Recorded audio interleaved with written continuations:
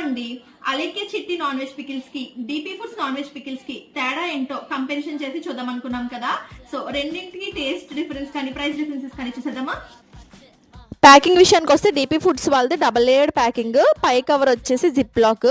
Alekhya Chitti pickles వచ్చేసి 3 layered packing అనమాట. Next ఈ పికిల్స్ లో చికెన్ పీసెస్ తీసుకున్నట్టయితే డీపీ ఫుడ్స్ లో చికెన్ పీసెస్ చిన్న చిన్నగా ఉన్నాయి. అలేఖ్య చిట్టి పికిల్స్ లో పీసెస్ అయితే చాలా పెద్ద సైజులోనే ఎక్కువ కనిపిస్తున్నాయి.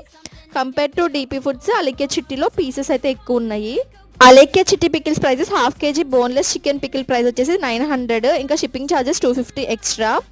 అదే డీపీ ఫుడ్స్ పికిల్ అయితే హాఫ్ కేజీ చికెన్ బోన్లెస్ అయితే 700, షిప్పింగ్ ఛార్జెస్ 70 రూపీస్. ఫైనల్ గా డీపీ ఫుడ్స్ కన్నా అలేఖ్య చిట్టి పికిల్స్ లో 200 కాస్ట్ ఎక్కువైనా సరే చికెన్ పీసెస్ అయితే కొంచెం ఎక్కువ ఉన్నాయి.